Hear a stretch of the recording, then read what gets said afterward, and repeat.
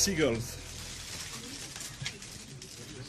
follow the trawl, it's because they think sardines will be thrown into the sea. Thank you. Nobody cares, mate. Nobody cares, mate. Nobody fucking cares, mate, honestly. And the guy's talking absolute nonsense. I've never heard so much rubbish in my life. Normal men.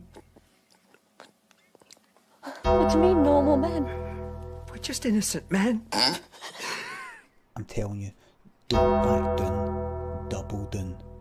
Don't back down, double down.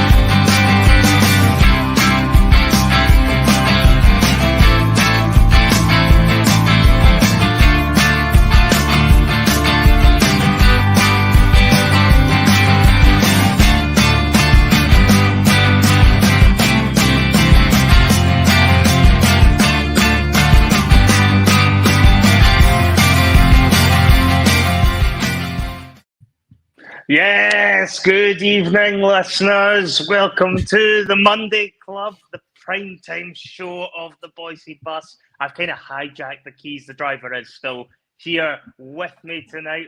Russell, boys, how are you doing, mate? Oh, I'm all right. Thanks very much, Jonathan. I just thought, mix it up a wee bit this week. Why not get you to host, Jonathan? Because I know you like doing your intros, and I know you like talking like this at the beginning of the shows. And to be honest, I think quite often I'm taking the bus in the same direction of travel quite often. And so rather than repeating ourselves all the time, I thought, why don't you do it yourself?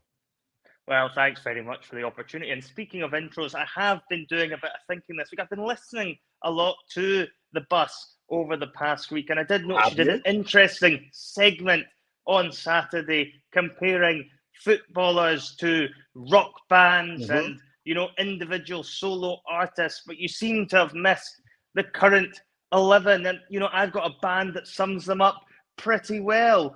You know, I've been looking at it over the past few weeks, and, you know, Beale over at Ibrox has been putting Ange under pressure, you could say, but he's been batting it all back. You've had Josip Juranovic, who wants to break free and did indeed do just that when he went to Union Berlin. So he's now gone off to Germany.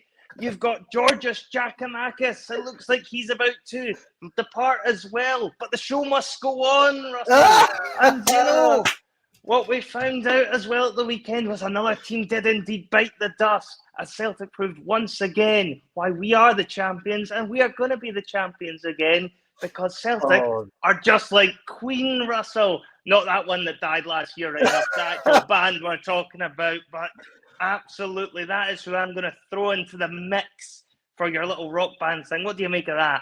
I like that, Jonathan, but do you know what I think? I think we will be talking about the band Queen. Because see, before the end of 2023, Jonathan, Mickey Beale will be singing this. Do-do-doon, doon, doon. Another one. Bites the dust. You know it. You know it. What anyway, before we go any further, we may as well let the viewers all in on all that good stuff. As Phil McGinley said, he'll obviously be joining us later on for Sutton Death, which I've got a bone to pick with him on that. I need to get a a win on Sutton Death. So we're going to need to get a good question tonight, Phil. Hope your brain box is flowing, my friend. But anyway, all that good stuff. Make sure to hit the like button. It helps the channel a lot. Give us a wee subscribe if you haven't already done so. Share the channel, improve those algorithms. And heck, as you know, you can even become a member like so many in the live chat have done as well. Not to mention, Russell, we've also got a new sponsor, which has been big news on the bus over the past week or so. I can see you munching one of their pies again. Which one is it you've got today, mate? Well, Jonathan, my product placement, I would say, is very, very good. A marketer's dream. But I mean, I feel like you're going to weigh about 20 stone by about the end of the season. How many pies? This is all I eat. I've not eaten until what time is it? 9:10. This is the first thing I've eaten all day. No, sorry, that's a joke. Please eat responsibly. But no, the tonight I'm on the range, right? On the range of the VAR box, which you can buy on piesports.com, Jonathan. The VAR box. Oh, God. What does that mean, Jonathan? I hope it doesn't mean Willie Collins going about inspecting the pies before he sends them in a box to you, because Christ knows what you'd be getting then. Goodness sake, man. It's the vegan alternative range. The vegan alternative range. Healthy pies. You can get a macaroni pie. And by the way, I've always been partial to macaroni pie, and they've hit it out the park, mate. So very enjoyable. Yet again, piesports.com, mate. What else can we say? I mean, they're there. They're always there. Just order a pie. You'll be delighted. And you can even use that code and get a wee discount as well. Bus1888. It's going across the banner at the bottom. So there's another little shameless plug. Use the code. Yeah, exactly. Use the code. Get some extra money off it, because from what I've heard, they are absolutely worth it. And you're going to need to get myself up along the road to your bit and actually have one of those pies. I've not been up yet, but it's on my to-do list. However, we will move on. There is plenty to discuss this evening. I know you and Terry obviously did another one of your epic post-match pitches, which I have caught up with this evening. Terry was on good form, you not so much, but you always try your best on post-match. That is Terry's forte, though, naturally. But when we're looking at Celtic, Russell, it was another pretty straightforward result for them yesterday, I would have said. I mean, I kind of felt Celtic had a lot more to offer to the game, as bizarre as that sounds, when they've won the match 4-1. But when you were looking at it, I felt as if it was actually a bit sluggish in the first half. I was actually fairly surprised we had such a big lead at half-time, because I think we must go with our first 3 shots. Well, actually, it's our first 2 shots on target. Another one's an own goal. And I just kind of felt Celtic hadn't really got out the blocks. It felt like it could have been a very stale sort of first half, but we were absolutely ruthless with the chances that came our way. And even when St Johnstone got the goal back, you kind of felt that just peeved us off a bit, and we kind of went and raised the bar. And in the second half, it kind of felt a lot more like it was just going to be one of those occasions where we're going to let the game play out. And I've seen this happen a few times now with Celtic post-Christmas, where I think they're now getting into that mentality of almost going into autopilot mode, where they're finding ways to win games, and they're almost doing it as if it's like almost playing FIFA on amateur. That's how it's beginning to feel like for Celtic. With how they're going about their business just now. And there was never really any doubts about that result, was there? Well, this is the way I see it, right? So see, when you look at Celtic winning 4-1 yesterday, right? 4-1. And it's not intentional. It's not intentional from the MSM, right? You know, the radio shows or whatever. It's now described as, Celtic were decent today. It's became routine. Routine. So when Celtic win by a 3-goal advantage, away from home, having to play yet again second, so the points gap had technically been, the pressure was on a wee bit again. Now the narrative seems to be you don't get much kudos for it, Jonathan. We're right now scoring on a goal ratio that could take us, or a goal sort of, trajectory that could take us to eclipsing, maybe even just shy of, but very close to the Lisbon Lions sort of goal tally, right? Wow. Yeah, that's impressive. Even 4-1 away.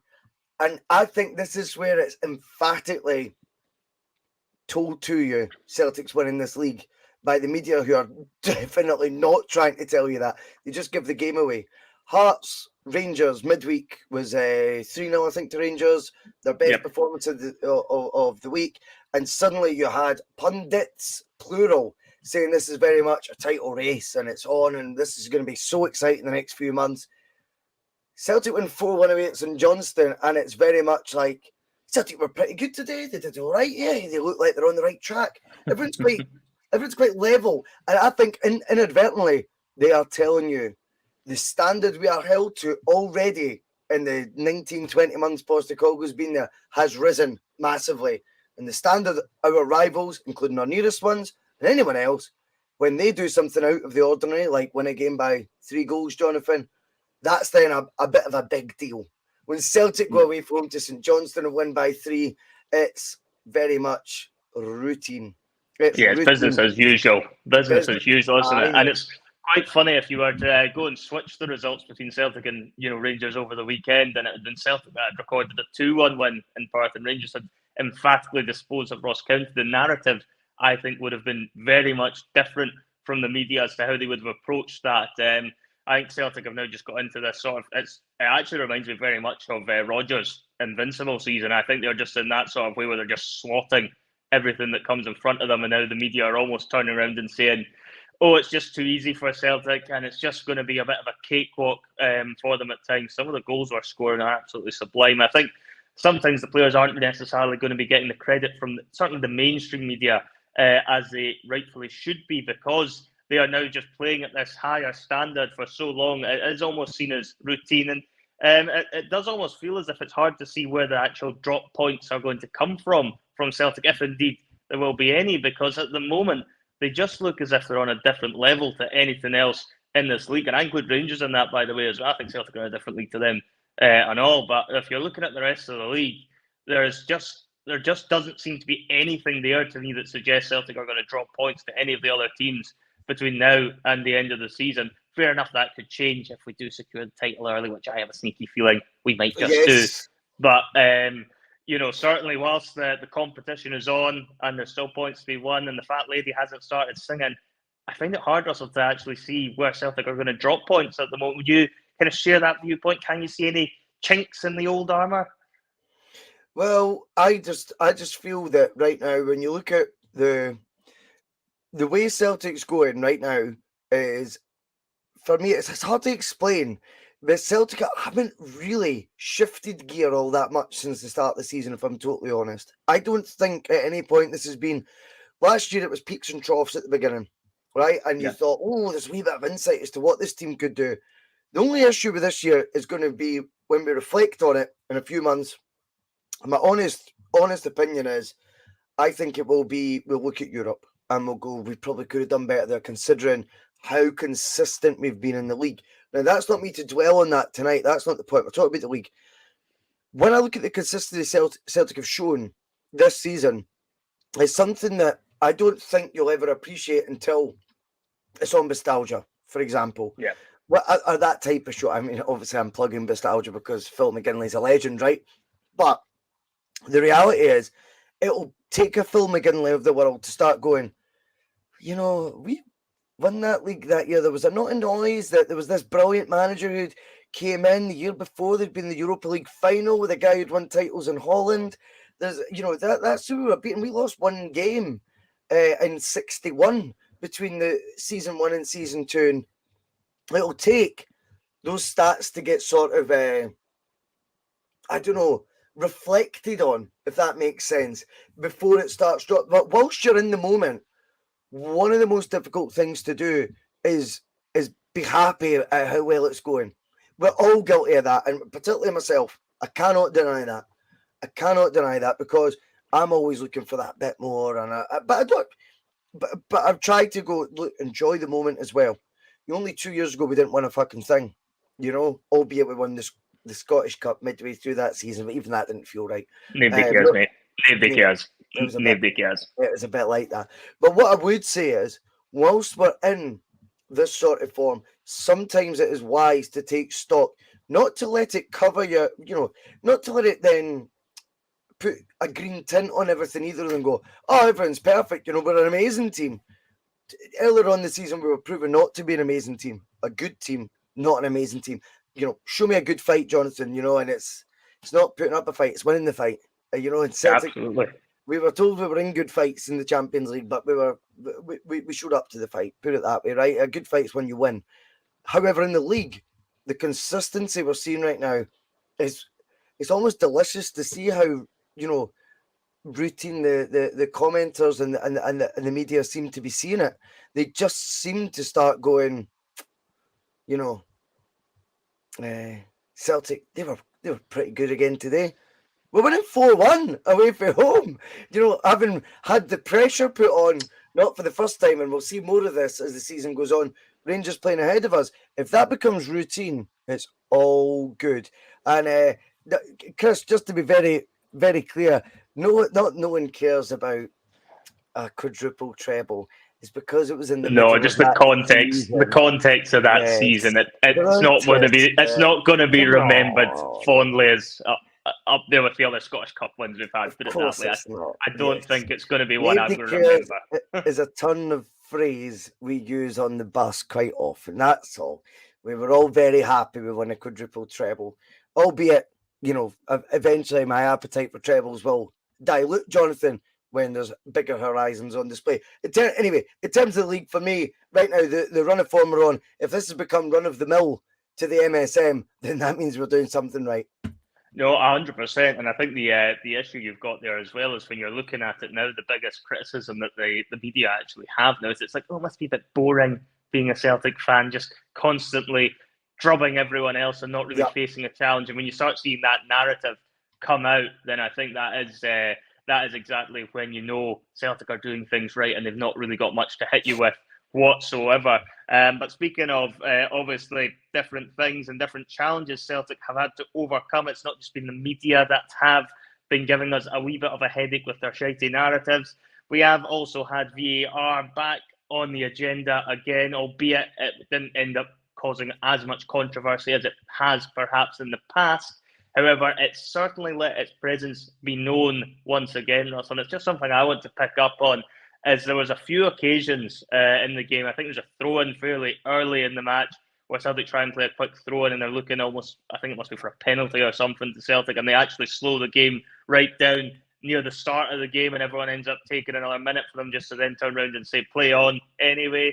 There was quite a lengthy delay, certainly after Turnbull's goal at the end of the match, and at that point it's really academic whether you're giving it or whether you're not. It's not changing the outcome of the game, so it takes 3 or 4 minutes for them to have a look at that and then make a decision as to whether or not. I think it's a bada as interfering in play is beyond baffling to me. But I'm not really going to be discussing so much tonight about VAR and any possible conspiracy theories. What I'm going to look at, because we've had VAR in place now for a while. We've had it in place since, was it October or so? So I think it's been in place for probably around half of the games that we've played in the league by now, or certainly pushing towards that figure. And I actually think the refereeing was better before it was introduced. And it's really the actual standard of the refereeing I'm really struggling with VAR. It seems as if what should be happening is when you've got the monitors there, it should be halving the number of mistakes made because you've got an extra set of eyes looking at it. But to me, it almost seems as if it's doubling the probabilities of mistakes. I'm just not just talking about Celtic, who've obviously lost out quite significantly from VAR so far this season, but you've also had other clubs in Scotland. I mean, just to give you a recent example, Ross McCrory got sent off last midweek for Aberdeen, and it was never a red card in a million years. And there's been countless other examples as well. And I'm just wondering, has VAR to you almost, made the referees make more mistakes than if they hadn't have had it in it to begin with? I don't know about that. I see, at the end of the day, right, you've got to understand, if we were in this position right now in February, right, and decisions, albeit that have went against us and went the other way around, etc., if this season had been done without VAR and the exact same calls had been made the wrong way around, without the, obviously the hysteria of VAR being involved in them. But just say, for example, the handball with James Forrest and the Hearts fullback wasn't given. The Bernabei one's still given as a penalty. But there'd been none of the delays with VAR. I think we'd all be sitting here right now saying, do you know what? That's a fucking... this is why we need VAR. I don't know why everyone in the comments is saying about me having a stain, by the way, in my jacket. It's a beige triangle. 2 blue ones either side. It's not the doner sauce from his pie. Stevie Kenny seems to have a strange obsession with what I'm wearing. It's very weird. Stevie, everything's all right. There's no stain, mate. It's just a diamond, mate. Get there, mate. But thank you for wasting all that thumb energy on about 14 posts all about it, mate. I really appreciate that. And thank you for being on the bus. But Jonathan, the thing is, we would be raging that VAR wasn't in place, and we'd be saying we're a backwater, and we'd be saying the league is a shambles. We need to get in, and the sooner we get it in, the sooner these decisions are, sort of solved. These situations are, that is them going to be absolutely resolved. But the problem is that we've got is even with the added assistance, is it ain't working. It ain't working right now. And okay, whilst at no point this weekend could we bitch and moan and cry about VAR in terms of no decisions went against us, Jonathan. The fact of the matter is, I totally think that the level of time and analysis that seems to go down on every single goal our team scores, I think it seems, I don't know. In fairness, do I watch Livingston against Motherwell? No, I don't. But for whatever reason, it feels like when we're watching our games, these goals are taking an abnormal time. Now, the only reason I would expect an abnormal time, Jonathan, to be taken on a goal being given is if there's this clear and obvious error or potential error that needs that deep dive. I give you Kyogo midweek, right? How the fuck could that be offside? The screen even changes from foul to offside or offside to foul, whatever way around it was. Then we get to the situation where at the weekend there, David Turnbull scores a fantastic goal from all it was a free kick laid off to him and he spanks it in. What is it on earth is it that's took? And I think that one was over 3 minutes of a delay between that. Well, I think their argument was because he's offside and then he's interfering with players. What they seem to have been turning around and saying the narrative was clear and obvious. On Sky. I go back to clear and obvious in that case then. Absolutely not. And I think that's where the issue seems to be coming in with the VAR is that it doesn't seem to be just interfering when it's clear and obvious mistakes. It seems to be wanting to get involved far too much. And it seems to be a bit of a problem in so many games in Scotland, certainly. I think in England, they seem to have changed it ever so slightly. They've got Howard Webb back in down south, and he's pretty much put a firm line out that it has to be a clear and obvious error for us to actually spend time looking at this. Otherwise, we're just going to let the game flow. And it certainly has improved for me anyway in the English games that I have watched since he's been around this season. It certainly has improved the product on the park, and you're not waiting an eternity for decisions to be made. I mean, you know, the Turnbull one is beyond ridiculous because, as I say, it's the difference between a 3-1 or a 4-1 victory. We're talking that whoever it was, the 92nd, 93rd minute of a game, and I just don't understand how it's taken that long. I could see if it's a close one and we were drawing one each, and then it goes to 2-1. You can kind of understand the referees thinking we want to have a closer look at this, perhaps in the sense that they're wanting to make sure they get the right decision because it's going to obviously have a material impact on where the points end up. But when it's as comfortable a win as that, then it shouldn't be taking them that long. The pressure's off the referees at that point. It's not going to make a big deal of difference. That's a great point. It's not going to make a big deal of difference to them at all. But they seem to just be taking their time, and that's twice, as you rightly say, in the last two games, Celtic have had to wait an eternity. You know, the Turnbull one yesterday, and then you also had the Kyogo one on Wednesday. And for me, I think just with looking at the VAR since its introduction, certainly I think more decisions have went against Celtic when they've went to the monitors than the on-field decisions have been. So there is, I sometimes think there's too many chefs can spoil the broth, particularly when they're all pretty poor chefs in Scottish football. I think there needs to be a serious revamp and a look at it because, quite frankly, for me, I just don't feel the referees are really doing enough with it. They seem to just want to get involved in every decision. Like you, I don't watch all the other Scottish games, so I couldn't comment exactly how heavily involved or otherwise they are, but I suspect they probably are quite heavily involved with most of the other teams. And you just wonder, do you think the clubs are maybe having a word with the SFA in the background and maybe mentioning this to them that we should be trying to get this better? There should be like some sort of joined up approach between the clubs and the SFA to try and improve the position, because aside from Rangers, who do seem to be getting a good amount of decisions go in their favour and certainly don't seem to be taking quite as long, I would imagine the rest of them must be thinking this needs improved, surely. I know what you're saying, but do you know what? See, some of the time these other clubs I've want to watch. Celtic's the one who's invested the most money in this. This is based on your position in the league. How much it was that, each position, from 1 to 12 had to then contribute to the cost of VAR. Albeit we were getting the 2-strike VAR for the get-go. And that's what folk forget. My biggest worry, we spoke about this on the Monday Night Club, or the Monday Club, whatever you want to call it.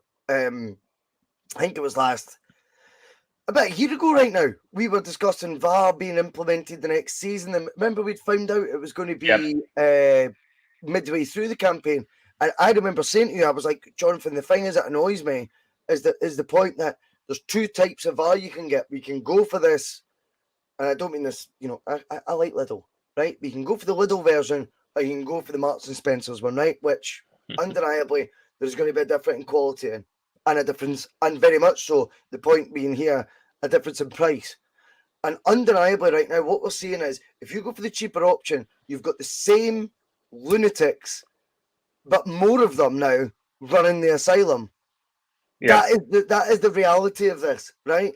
This has not been done with the right level of investment. Yet Celtic, had it been parity of every club, would probably only be spending a tiny, tiny little bit more, Jonathan, on the good stuff, all that good stuff.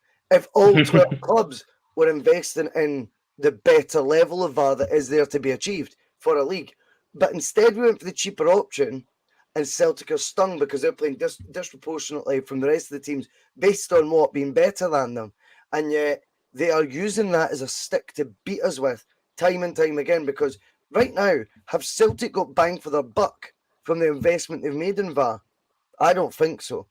One other alternative would be, honest truth, from my point of view, I would call it a bluff.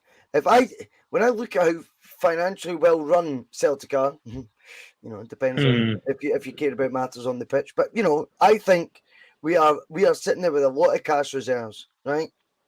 Why don't Celtic just call everyone's bluff? They'd say, how much more would it be for the VAR that's used in the top European leagues? How much? That's the question. We'll cover it. That might be 1 to 2 million a year, Jonathan. That might be £1 to £2 million extra a season.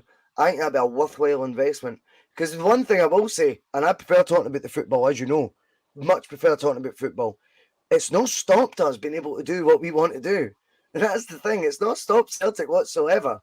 The decisions that went against us are undeniably unfavourable, undeniably lopsided, yes. Yep. But it's not stopped Celtic from winning the league. I think, though, if you want to take away that element of frustration, you want to take away all this bollocks about, oh, well, they had to look at this, or we don't know what they're talking about, or what are they looking at, or it's a camera that was on the dugout instead of on the offside line. All the nonsense we've seen this season, the inconsistencies with rules that should be black and white like handball, the inconsistency, but when it came to offside, yeah, well, we didn't have a camera on the line at that point, so we used the one from the other side of the park. Well, that's just unacceptable, and it's unacceptable for the club that's spending and invested the most to bring this in, that's on the receiving end of such decisions. I don't know. I know there'll be no appetite to invest further by the other clubs. Of course they're not. They're just there for the ride at times, and it's a box ticking exercise for them. If it were me, I would just get that independent VAR in, just call the bluff, because I know it's San Fran saying $2 million a year. 2 million a year, he says, to give, I'm not going to read out that, but, the more objective penalties to the opposition. Well, that's not the case, because it would not be then your Willie Collins in the cabin. It would not then be Hugh Dallas's laddie in the caravan. That's the difference here. And right now, all we've done is give elevated statuses and titles to referees who are incapable in the first place of doing the job that they've been assigned to do for years. So it's not worked out. And right now, the version of VAR we have went for, undeniably, has it improved refereeing decisions? No. Does it change the narrative, though? All it does, Jonathan, is flip it from one side to the other. It's flipped it from us saying we need VAR to now saying, is VAR any better? The same shite, this is the same outcome. It's now just an expense, of Celtic that really frustrates me. Yeah, no, I get what you're saying. I do get what you're saying when it comes to the sort of paying for the premium version of VAR. It's one of those ones that would be quite interesting to see how Celtic would do with that. It's something that I always think, because Celtic, historically, maybe I'm just a bit cynical, they're a bit of a reactive club, and they would maybe only react to a way of getting involved with VAR if things were to go incredibly poorly on the park, and then they were perhaps looking to create a sideshow sort of thing, and to kind of get people's attention away from perhaps the board, like similar to what we've seen previously when things haven't gone as well at Celtic. Because everything's going so well on the pitch just now, the club can kind of get away with just kind of looking the other way on VAR, or if they're having those discussions, keeping them private in the background. I don't think it's something Celtic would be interested in forking out more money towards paying for the premium out right versions. now that we're paying the most in this country. I'm not disagreeing with you, but when it comes to forking out, that's all relative. People can think Celtic aren't forking out because they've got X, Y, and X amount in the bank. But the flip side is as well, we've got to be realistic here, Jonathan. We're still forking out more than any other team in this country right now for a product or a service, whatever it's meant to be, that has proved itself to be incapable of serving its purpose. Yeah, no, absolutely. It makes absolute logical sense, particularly when the money's sitting in the bank. And if you're talking it costing a couple of million, say for argument's sake, to actually get the better version of VAR in, you've got to remember winning the league comes with that Champions League bounty. So a couple of £1 million. I am speculating on the couple of million, though, to be honest. Let's not run with it. Maybe it's Chris, I think, in the chat saying it's 10 million. I don't know.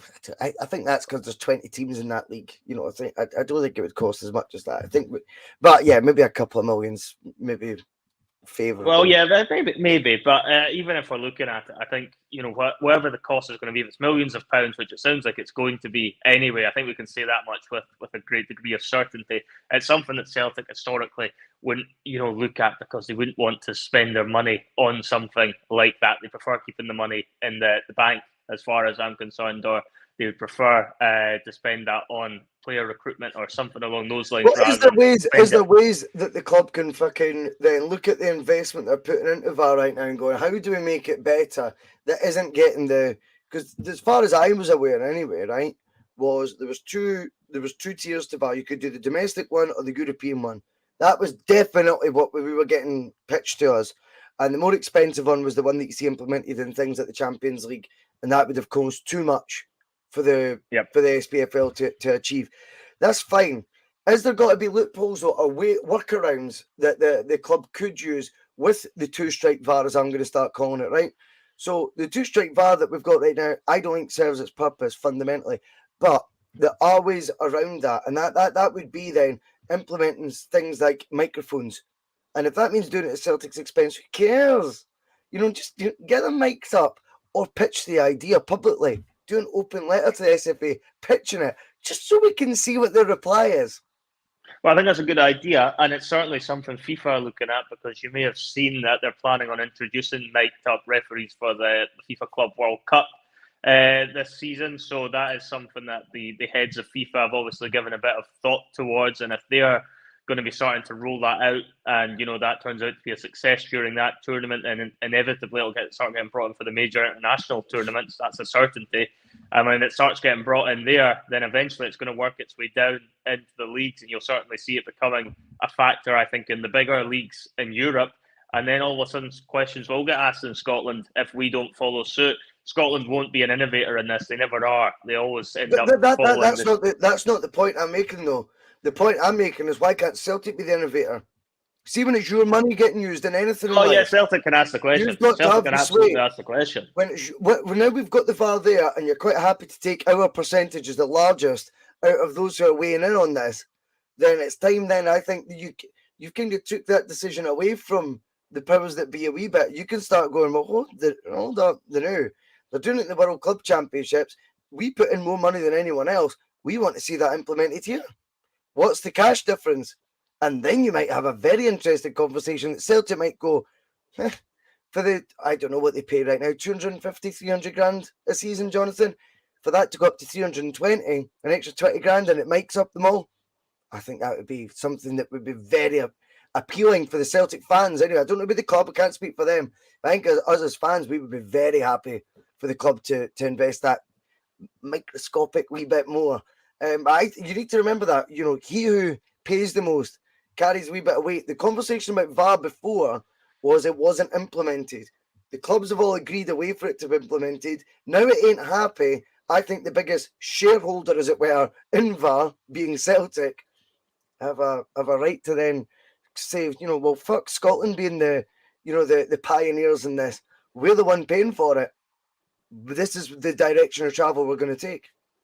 Well, yeah, they certainly could ask the question to the SFA, and I think that is something that perhaps Celtic should be looking to do, particularly when there has been quite a lot of backlash to VAR this season. You know, Celtic Park has been a bit of a toxic place at times with some of the VAR decisions going against us, and you know, certainly fans have had their backs up over a lot of it as well. But we'll move on from the VAR discussion, and we'll actually talk a little bit about the fans, Russell, because I know we gave the fans a wee bit of a hard time last week for some singing that was done last weekend. However, I did read an article from your friend Tony Hegarty, who you used to work with, and he was actually applauding the fans. And I think Hegarty. Fuck me. Hegarty. But yes, and you read his article, he goes on to talk about the fans and the fact that they've obviously listened, which I think there was a bit of a concern as to, you know, social media did seem to have a bit of a reaction, a positive reaction, in the sense that it was getting called out, that David Cooper song, as not being something that we should be singing whatsoever, and no place in the football grounds. We touched upon it last week, as I say. But it was refreshing to see that the Celtic fans, and you've got to bear in mind it was probably the same away fans that were there the weekend before that were at the St Johnstone game, by the vast majority of them. But that song seemed to have been binned, which was, very welcome. And they were actually back singing the songs that we're more accustomed to Celtic singing, and singing more about, you know, the love for the football club rather than anything, you know, nasty or untowards towards opposition players. And I think we should just take a wee moment there, you know, top the hat to the fans, for us. Obviously, they've listened to their fellow supporters on this. Something's obviously happened on the supporters' buses. I think as well, because people have obviously had a word behind the scenes with whoever was starting those chants, and whoever those lads were that were starting those chants have listened. And I think that is refreshing, because it was something that was concerning me, could have creeped into our game a bit more. It's interesting that, because one of the things that I love about being a Celtic fan is the fact that we tend not to lose our minds with hate. You know, it tends to be a joyful thing being a Celtic fan. And one thing as well is we're not one of those cases where if we get told not to do something, we'll do it more. We're not a football club that, Jonathan, has an 80s power ballad fucking banned from the first verse. They can only sing the chorus of an 80s power ballad across the city. It has to start from the chorus, Simply the Best, because they can't sing the first verse. If you told any football fan who knows nothing about Rangers and Celtic that an 80s power ballad's first verse is banned because they can't help but bring up religious prejudice in between lyrics of the first verse of a Tina Turner song, folk would lose. They'd be like, what? But that's the reality. Is that was the gutter we were finding ourselves in with the Super Trooper stuff. Yep. It took 1 week. It took a few loud voices. I don't think the bus, we're not going to give the bus any credit. No, we were tiny tadpole in the ocean. But what I love to see is the fact that Celtic, as you say, whether it be on supporters' buses on the way home for that game, or whether it be through the week, you know, just pals in the pub sitting there, or WhatsApp group chats, being in the modern day, saying, Kim, what, that song needs fucking rapped. That's bullshit. I was delighted that song never got any airtime at all this weekend. Quick learners, Celtic fans, you all tend to be pretty good that way. And I love the fact that only our fan base is what's the right way to put it? But on the ball with stuff like that, Jonathan, we seem to be like, we're aware. Like if someone says, look, that's wrong, we're able to listen. We don't just turn it into, no, that's tradition now. We sing about Davy Coopers of the world. No, it's not.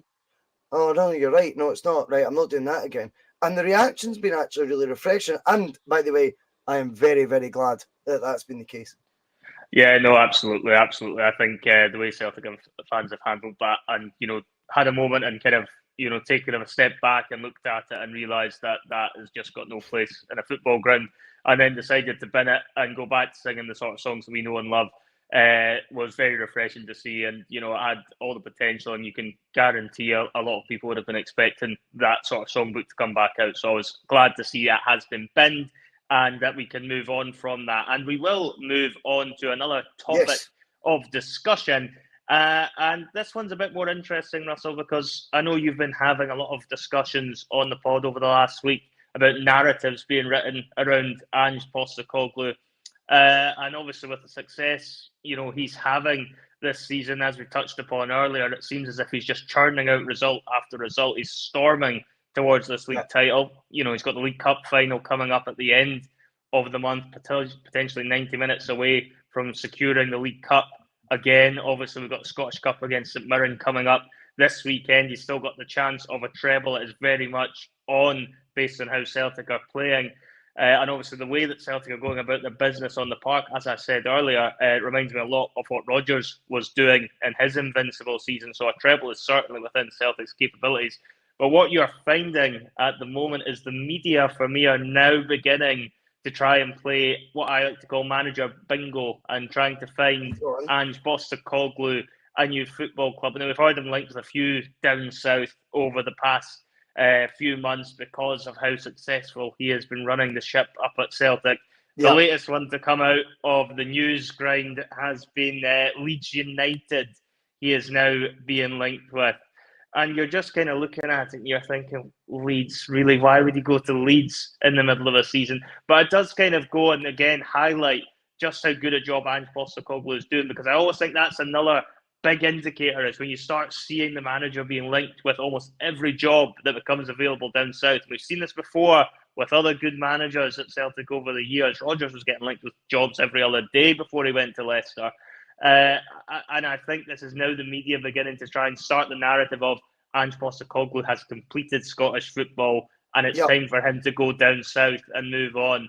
For me, Leeds is just not even something that will be in Ange Postecoglou's mind whatsoever. I just cannot see him going there. A prestigious club, a historical club, but not a club that he's going to be joining when he's in the middle of his project. I kind of agree with what Terry was coming out with on post-match yesterday, in the sense that the summer will probably be crucial to how long we keep Ange Postecoglou for, because I think that is the window where he will need to make sure he is backed and ready to go again for another Champions League campaign, Russell. But, in terms of the media perspective and obviously them linking him with another managerial job down south, is that something that causes you concern? Could you see Ange Postecoglou doing something like a Brendan Rodgers and jumping ship in the middle of the night? You've got to remember, nobody thought Rodgers was capable of it. Jonathan, the thing is, see if he's not getting linked with the jobs down south, he ain't doing a good job here. Correct. Right? We speculated this yesterday with Terry. I was saying, look, we need to just put the seatbelts on right now. And for all the faith that everyone's been showing Postecoglou of late, and the amount of unbelievable praise this guy gets, which I think he deserves on the whole, we can't have our cake and eat it. We need to also then accept that if he's doing as miraculous a job as all our fans want to say, then he's going to be linked with jobs down south that, whether we like it or not, have bigger pay packets to offer any manager that can take over at Celtic. So for that point of view, we've got to be more than aware that these stories are going to happen. They're going to creep up. And then it becomes, where have you put your faith in? Have you put it in the manager? Have you put it in what he's trying to do right now? Or do you accept it in modern football? Sometimes managers, whether the grass they think is greener, whether they're right, whether they're wrong, whether the money's too good to turn down, may jump ship at some point, whether we want to accept that or not. Do I think Ange would go to Leeds? Absolutely not. Am I surprised to see his name being all over Scottish media, Jonathan, as soon as that vacancy appeared? No, of course I'm not either. That's the way it is. The one thing with me right now when it comes to the management situation at Celtic will be, once bitten, twice as shy. I respect everyone who is now on the love boat, I would call it, with Ange, right? And it's everything he does. Everything's unbelievable. Everything was genius. And at times I find it, whilst I might look at it, well, I don't know, I think he's open for I still think he's open for criticism, Jonathan, if he doesn't get something right. I think he's open to the same scrutiny anyone else is that are in charge of the club we love and the team we love, because we're emotional Celtic fans, and emotion means it's a two-way street, right? It's not always just, oh, it's amazing, and love bombing it. Once I fell in the trap, though, with Brendan a wee bit, and I think I was really, like, the way I felt when Rodgers went to Leicester, I was like, fuck. I had told everyone and anyone who wanted to listen, not the bus at this point, may I add, but about my three and a half pals I had at the time. And I just thought, fuck, why has he done this? Like, that's not the guy I thought he was. This is the guy who released a book under Celtic, and from the Celtic media group. His autobiography is a Celtic Football Club production. His autobiography. Now, that would suggest to me this guy's pretty heavily invested. Obviously, to be fair, he gushed a lot more than Ange ever has.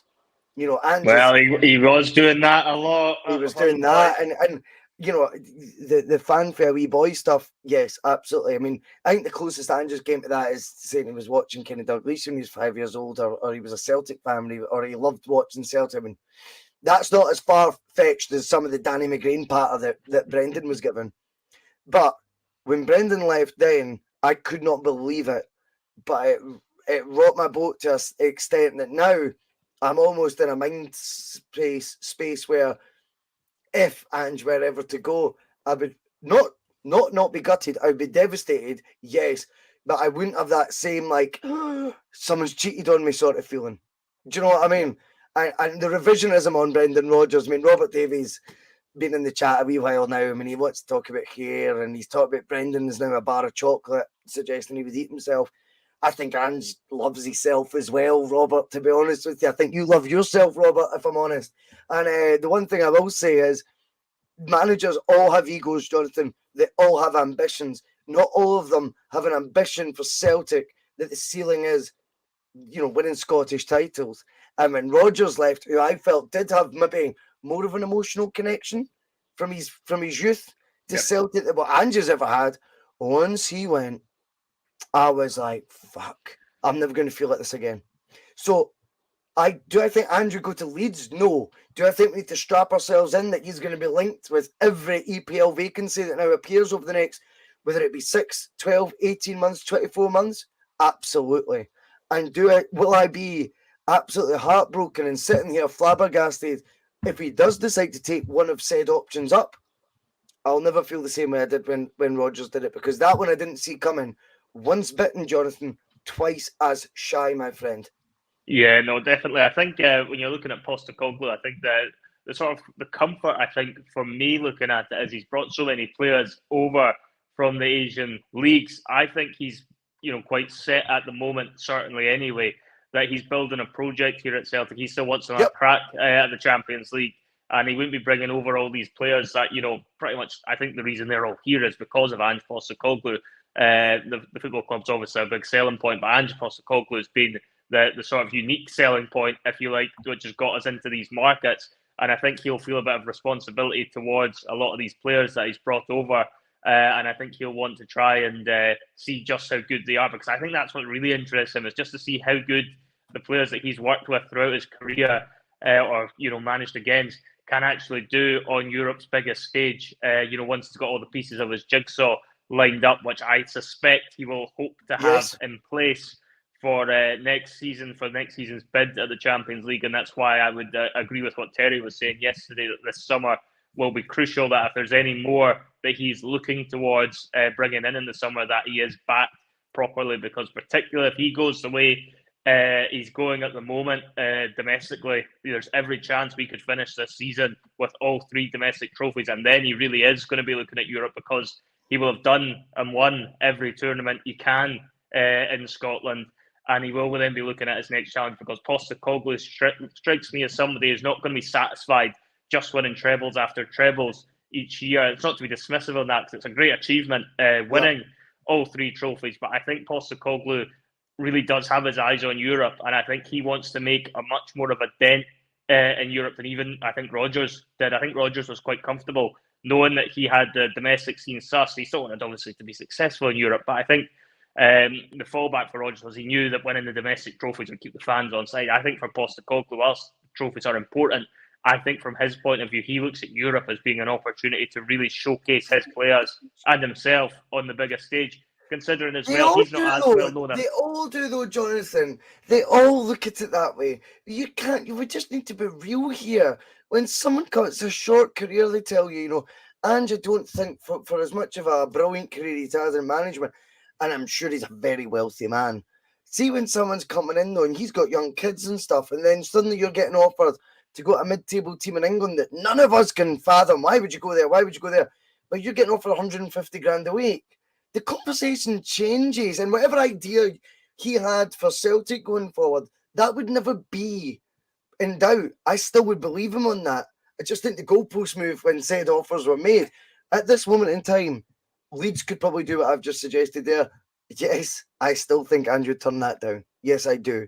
But I also want us to be at a level where what we are doing means he has been linked to these jobs because it means we're doing something right. And I don't always look at this as being a negative. I think sometimes the cynical attitude comes from our fans when it's the Scottish media promoting these stories, because you think, well, you've not got your finger on the fucking pulse, do you? What do you know about who Leeds would have in their shortlist? Why is it Football Scotland, or why is it the Daily Record that are posting Leeds United's shortlist? I'm not saying they have tonight. I don't know who has. But, whatever Scottish tabloid or website is that's promoting these stories, you do sit back then and get the cynical attitude, which I totally agree with, and go, you don't have a fucking clue who would be on. You're not got your finger on the pulse on Scottish football, let alone English football. So why would you suddenly know about that? That sort of a. Why would you then know about that sort of a link? Do you know what I mean? All I'm saying is, from my point of view as a fan, I think firstly, I think our manager, if they're doing their job right and exceptionally well, which I think Ange is, they'll be linked with clubs down south.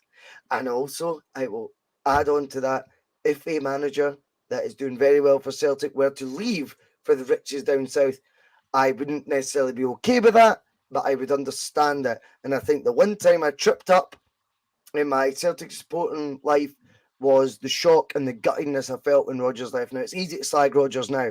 He was the best thing since sliced bread when he was there, right? So it's fine. Folk can now slag him off all they want. That's up to them. It's their gift, right? He came, and as you say, he waved the 10. He was there for 10. So how many year plan is that, Jonathan? He would have been there for it would have been a 5-year plan. 5-year plan. Yep. It changes. The goalpost move, and sometimes maybe the bold. So there's loads of aspects to it. All I would say right now is when getting linked to the clubs like Leeds, get used to it. That's now the new normal. The new normal is when a vacancy comes up in England, our manager will be linked with them with a bullshit by the Scottish media just because they're trying to unsettle. That could be the cynical viewpoint. Or he's on the shortlist of these clubs because he's doing such a good job. Either way, it means either the Scottish media want him out because he's doing so well, or the English clubs want him in because he's doing so well. We've got to be doing well for these links to exist either way. And I'm okay with that. Do you know what I mean? Yeah, no, I think it's all fair points that you're making there, and he's obviously going to continue to be linked with English clubs for however long he ends up staying with us for. I think that much is an absolute certainty. One player who I don't think will ever be joining at him, wherever his next club will be Georgios Giacomakis, as he's put another post out on Instagram showing his goal montage, I think it was today, Russell, because that move to Atlanta is moving ever closer if it's not already been finalised behind the scenes. And, you had an interesting conversation earlier in the week about, the fact, I think with Postecoglou, we can kind of tell that he's looking at Giacomakis and he doesn't quite fit the character profile. I think that's fair to say. I think reading between the lines, I think most people are drawing that conclusion that for whatever reason, the two characters don't quite work when it comes to Ange Postecoglou and Georgios Giacomakis. And I thought for a little bit of fun to kind of close out the Monday Club before we bring Phil in, we'd have a wee conversation about, obviously different types of characters. You've also got students of the game that have been around, and you've got enigmas, and not necessarily, by the way, are are guys that are, shouting and bawling and, causing rebellious scenes all the time. They could be an enigma like a Georgios Samaras or a Tom Rodgers, who are just a bit aloof to the whole situation. You never know exactly what you're going to get with them. But when it looks like enigmas to me, Russell, I'm not so sure if Ange Postecoglou is as keen on enigmas. So what I thought we'd do for a little bit of fun is we'd look, through the history books of Celtic's time, and I want you to think of an enigma that Ange Postecoglou could have potentially ended up having that he has to try and improve, and somebody that he could get through to as a player. So I know obviously you and Terry talked, a little bit about somebody like, a Lee Griffiths, who's just an absolute rascal, but he probably doesn't have the star quality. Ange Postecoglou would bin him. So we're looking for somebody who is of a quality that Postecoglou thinks, fuck, I'm going to need to keep him because he just enhances the team so much, and you're getting to slot them in to his team just now, and you're looking at it and thinking, they're a fucking hard work, but my God, I can't let this player go. Yes. And I think I can actually turn them into so much better than perhaps they even were during their time at Celtic. So, for me, I look at certain players, and I think one always stands out. It was actually, the loan signing of Craig Bellamy that we were talking about last week. A Bellamy type, I think, would drive Postecoglou up the wall, but he's of that star quality, Craig Bellamy, that it'd be almost impossible. Mark Viduka's another very good one. That's coming in. I'm sure that the passengers will have some absolutely brilliant ones in there as well. But for me, if I was looking at somebody, Craig Bellamy had that star quality about him but you could just imagine he would drive Postecoglou absolutely mental behind the scenes. I think more recent than that. And you've seen it, to be honest with you. Now, Neil Lennon might not have the same standards as Postecoglou, but undeniably, if you're at home to Hamilton, Georgios Samaras is on the bench. But if you're away to Barcelona, Georgios Samaras is in the starting lineup because I can push this bastard's buttons, and he's that good. He might drive me up the wall all week. He might not turn up against Inverness Cali Thistle. But if I tell him, Champions League tonight, Georgios, please, listen, look at me. You can bring this different dimension. I think Samaras would have been tricky, I think, for a Postecoglou to deal with. On the Giakoumakis thing, Postecoglou's managed it the way he's decided to do it. And now Giakoumakis is not backing down, he's doubling down. Let's get that right. He's doing the Instagram post now as a reaction to Ange letting that wee bit of insight slip at the weekend. Deliberately slip, may I add, which shows a man in control of his emotions. Ange has decided, once the chapter's closed, I'm going to give you a wee tidbit as to why that boy is out the door, and you can join up the dots and put the clues together as to why he's out. And it was Instagram, right? That's obviously that was, and I'm not saying it's the only reason, but it was the final nail in the coffin for Giakoumakis' career. Do you know what I mean? And Ange let us know that effectively. That's what's happened, in my opinion. There's no way Ange is in control of everything he says at these press conferences. So when he's said the Instagram thing, it is it's a below the belt, but at the right time, blow that he's hit there. And Giakoumakis is now being the petty, spoiled teenager going, fine, I'll use Instagram. And he's done two, I think. I think he did one with, yellow lettering saying starting 11 and stuff. And then he's showing his montage of goals right now on Instagram. And it's just, it's just obviously to react to what Ange's doing. How would he... Well, here's the difficult square to circle. How many times can you have 11 players and not one of them is going to be harder to manage? A wee bit trickier, but brilliant. But because we're not blessed with the money that the other teams have. We say this all the time.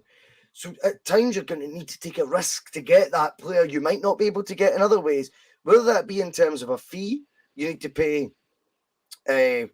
You're paying more money for. You broke your wage barrier on because they're just that bit better. Or your principals and you're like, oh my God, he's different, but he's available and we can afford him. That would be very interesting. It looks right now that Ange ain't all that keen on Mavericks or people with their own sort of way to go. It looks to me like what he's trying to build right now is pupils. And by the way, if he can build a team, Jonathan, with 11 players, say 16 that he'll use in a game, if he can build a team like that, and they're all singing for the same Ange hymn sheet, and they're all very good boys, and they're all just students of Angie's game, and we are successful, then he's a fucking genius. Do you know that? He's a genius. Yeah. He'll deserve all the credit he gets for it. In my very limited knowledge of football, I usually think there's an exception to the rule somewhere along the line that a manager makes. And I think right now what we've seen is he's not willing to make that exception. No one's been that good yet that he's willing to allow that exception of the rule to occur, if that makes sense. Yeah, I can't really think of anyone now. He seems to have kind of weeded out the ones he felt could be a bit disruptive in the January window in Juranovic and Giacomakis. And, looking at the squad now, it's hard to see anybody in there that's going to be ruffling up too many feathers. I was actually about to mention McGeady that William Kennedy's brought in because it's interesting. Because see if Postecoglou had Strachan's team, he would have had Aidan McGeady, who is the Maverick, and he would have had Sean Maloney, who is the pupil, in the same team at one point. That's a there. brilliant comparison, young man. Well done. What would have happened really there? Yeah, what would have happened? Maloney would have been Angie's absolutely. boy. Maloney would have been probably end up being the fucking club captain and all sorts under Postecoglou, because he ends up being the total model student that will listen to what he's told, do exactly what he's told, not give him a headache. And Aidan McGeady, I would wager, would be one of the first guys out of that squad if Postecoglou had been the manager when Gordon Strachan was. I just cannot see him dealing with McGeady, even with all the talent that the boy clearly had. I think the fact he would just give him too much back, I think Postecoglou would no, you're not for me. I'm getting rid of you. I think he would probably need to, particularly if you're looking at the Champions League though, Russell, he would need to have, somebody that is going to be of star quality. And naturally, the better the player is, the higher the probability is they're going to come with a bit more of an ego. And that ego is going to end up inevitably coming to blows with the manager's ego at times. And I think that's something that will probably end up happening in the summer, is Postecoglou will need to take a punt on somebody of a higher quality that might ruffle a few feathers from time to time, if they're not happy about a situation. And I don't necessarily think that's a bad thing, provided they're not being overly disruptive. I actually don't mind having one or two characters in the team. And, I think when you're talking about characters as well, I think fans tend to gravitate more towards them than they do sometimes the pupils. I think people are more, taken towards them and would be more likely to get their names on the back of a shirt than they would, for example, a Sean Maloney. But that's just kind of what I kind of think on it. And I agree with you. And by the way, I think it would be eventually a slight on Ange if he couldn't handle a character, and I'm sure he can. By the way, before anyone thinks I'm saying he can't, I am sure he can. It would be it'd be a disappointing trait as a manager if you couldn't be able to handle that one type of guy who's going to be trickier to manage, shall we say. Doesn't mean they're unmanageable. Do you know what I mean? Doesn't mean they're unmanageable. It's sometimes the manager needs to go take the hit a wee bit here because he's bringing that X factor to the team. Or it could be, someone saying Boric there, CJ. I mean, Prime Boric walks into that Celtic team, for example. Comfortably. Would it sort out the goal? I'm not saying there's a goalkeeping issue, but does he improve the current goalkeeper, Pete Boric? But he comes with a couple of difficulties. And I think that would be something that you would then go, well, I would rely on my manager to get the best out of him and be able to manage that situation. It'll be interesting to see how that turns out. Should we bring out Phil McGinley? Let's bring in Phil McGinley. Let's do it. Hey! Our very own Maverick, or pupil, I should say. He's probably a pupil more in the bus. Yes. Not a Maverick at all. Very much a Sean Maloney type.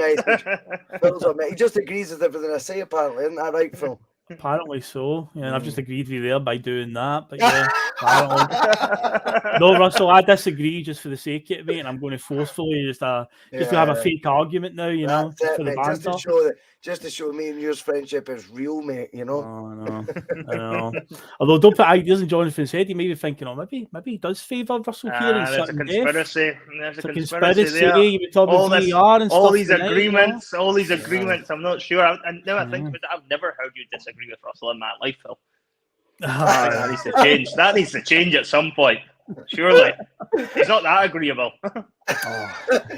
I am the Marmite Jonathan of Celtic podcast.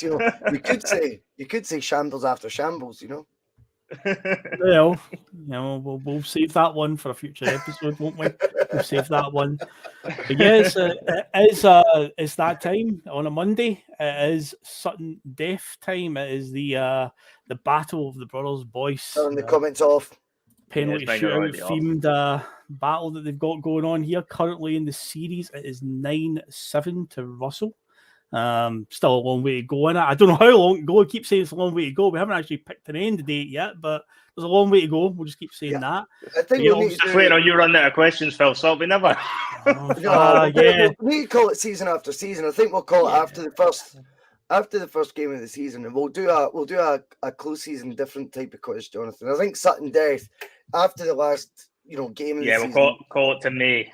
We'll call it so to May. So after we win the Scottish Cup and the treble, we'll call it there. We'll maybe give Phil some time off over the summer. After Andrew's joined Leeds. Yeah. Oh, jeez, don't. But yeah, that's still a long way to go then, as I just said there. So we still have got quite a lot of mileage left on this old quiz, because I say it's 9-7 just now to Russell. But yeah, obviously the rules are that it is a penalty shootout themed game. Both guys have got 5 shots each. Obviously the answers to my quiz, I've got multiple answers to a question here. Obviously they get a right answer, they score a point, and if they get a wrong answer, they miss. Now let's go to the aesthetic setup, guys. For the background is that one, and of course we'll need to do the music test, because obviously a couple of weeks ago you've got a pen and paper now as well. Well, there was a comment from Graham Tyrrell, and he was saying Bhoycie looked suspiciously like he was looking at a Google device, and I don't know what a Google device is, Graham, but he may have been right that I was casting my eyes on my desk.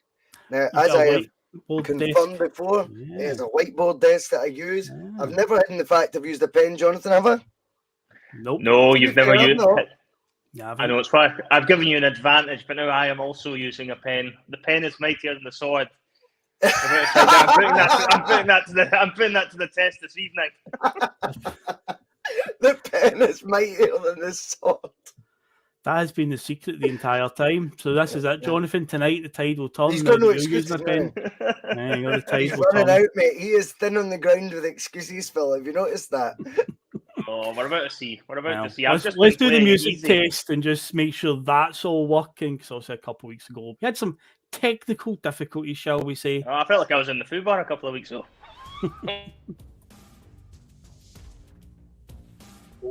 Hey, Jonathan and Russell, do you hear me okay? I muted Jonathan just for a laugh. Oh, the banter. But no, you did sound a wee bit underwater at first. Yeah, first it does that when you turn the music on. Yeah, it's like okay, cool. And chat, do you hear us? Yeah, let's get some confirmation. Chat. Hopefully everyone can hear us okay. Yeah. I mean, I can hear you fine, Phil. Yeah, well, that's the thing. The 2 weeks ago, you guys could hear me and I could hear you, but they couldn't hear us. But yeah, there's Ryan Taylor saying perfect, so that's all well and good. Okay, so first question, as always. Russell, you won the point last week. I guess you're going first again. I will take the first penalty kick, Philip McGinley. Yes, I will. Oh, Sunday name as well. It's serious business now. That is serious. Oh, it is indeed. Okay, so tonight there's a little bit of a curveball in this one, just a little bit. It's not too much, but tonight. When is it not? Jonathan, go first. Oh, you said it now. So tonight's show is all about one person in particular, and quite appropriately, it's this guy. Oh wow! Oh god! Bring yeah, it this is. I feel like I'm at a disadvantage here already. Well, let's see. But there's a twist. It's nothing to do with anything he did in a Celtic shirt. So, gentlemen, see in the off season when there's no football on, do you guys indulge in watching the Premiership years on Sky, the many reruns that they show? Oh, yes. I used to. I've not watched them in a long time, but yeah, I used to. I used to cast your mind back because this is all about Chris Sutton prior to his Celtic days. Okay. I just want to know any team that he scored against in the Premier League. 25 different teams he scored against. Against 25 different teams. Okay. Not 25 goals, he scored a lot more than that, but 25 different teams. But you need to cast your mind back to 1990s English Premier League because the lineup of teams was a lot different. It's one of these games Different. where, even if you're just going to guess, if you're not actually sure, just throw it out there as a guess, because you might be right here. There's so many possibilities. So, Russell, whenever you are ready, man, you just step up, mate. It wasn't a great time in my career when I played for Chelsea. However, the only Premier League goal I scored was against Manchester United. It was. Are you going to do a Chris Sutton impression on every answer? No, that'll do. Okay. That'll problem. I can't really think of any off the top of my head, so I'm just going to start throwing names in that I played at that time. I'm going to say Arsenal. Jonathan, you're not going to believe this, but Arsenal is one of the only teams that he didn't score against. Arsenal was incredibly a wrong answer. Yes. Oh my God. Unbelievable, Jeff. You're better than that, Jonathan. You're better than that. Was he sent off Everton. against Arsenal once? Was that? Arsenal, maybe. Everton. Was he sent off against them once? Oh, He shut up. might have been. He might very well It's have a great been. story, Jonathan. No one cares. Nobody cares, mate, on whether he got sent off against them or not. It's not the rules. So, Russell, you've got an advantage already after one shot. Can you maintain it, though? Everton. Yeah, he scored against Everton. I am going to say Wimbledon. Yeah, Wimbledon is a correct answer, Jonathan. Nice one, mate. It's very good. See, that's Good him one. thinking outside the box. I wonder if he scored against a prominent PL team at that time, Newcastle United. Then that's my next guess. He did score against Newcastle United, yes. Nah. I am going to say West Ham. That sounds He- good. Did score against West Ham United, yes. Well, there's another club that's never been very rarely relegated. Certainly not during his playing career. I'm going to say Aston Villa. Aston Villa is a correct answer, yes. Jonathan, you need to score this one. I'm going to say Coventry City. Yeah, it's good. Coventry City is good because it's a right answer. Well in it. So, Russell, this would actually win it for you, mate. Yeah, you just need to think of the teams that don't go down. So Tottenham Hotspur, I'm going to say. Tottenham Hotspur is a correct answer, yes. Tottenham is right. Arsenal messed it up for you. The first Arsenal one. right at the It's start. a good guess, I know. though, to be fair. That's I unlucky, know. because I would have said Arsenal. When I put the answers together, I thought that's the one big team that is not on Yep. the list that he's not scored against. It's Arsenal, and yeah, right out of the bat, it was Arsenal going. So the other teams that were right answers: Blackburn Rovers, who he also played for, he also scored against them. Yeah. Bolton, Chelsea, who he also he played scored for. against as well. Norwich. Chelsea. Norwich, Scored I against Norwich is Norwich. my thoughts. Scored as against well, Norwich, yeah. yeah. Because Norwich was his team. Aye, scored That's against where he them, I know. started, so he scored against them for Blackburn. Fucking So hell. Blackburn, Bolton, Chelsea, Crystal Palace, Derby County, Ipswich Town, Leicester City, Leeds United, Liverpool, Middlesbrough, Norwich, Nottingham Forest, and here's one of the tricky ones: Oldham Athletic were a Premier League team for the season. I would have got that. I would have got that. Yes. Oldham was the QPR. man. Sheffield Wednesday, Southampton, and the other one along with Oldham that was a tricky one to remember, Swindon Town were a Premier League team for a year. Brilliant. With Glenn Hoddle as player manager. Swindon I would never have got. Yeah, No. 1993-94 season. There you go. That was good. So that makes it now Jonathan, I'm 10, running away. Though, 7. mate. I am running away again. You are 4 points in front, and I brought it back, Russell, and I'll do it Led, though, again. mate. You've never led.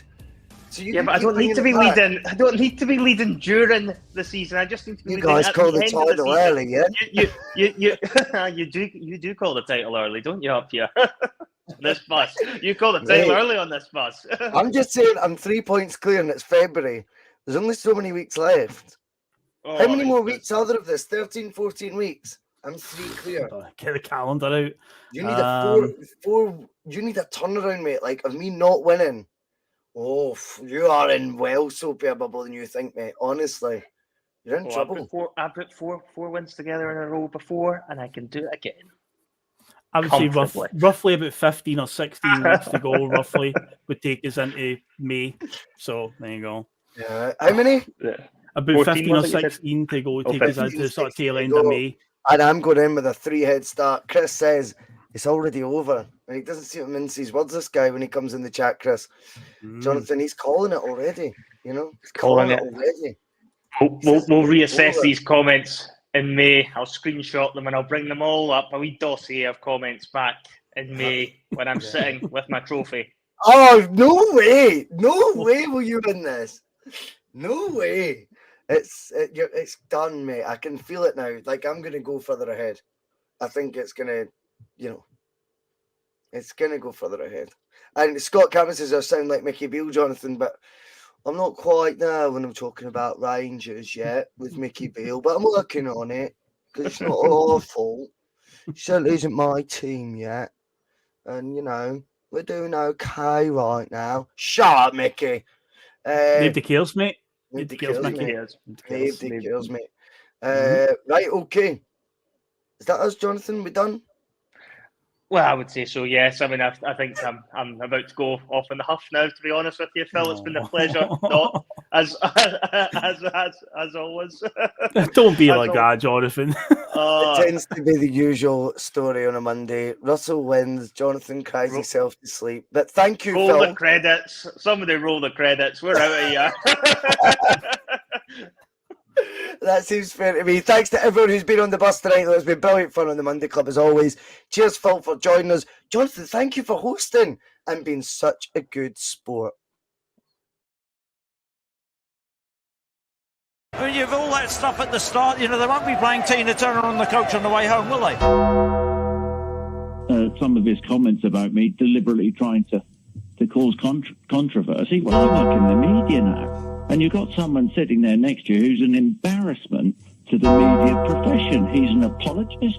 He's a charlatan. He's a Rangers puppet. He's a cheerleader. That's what he is.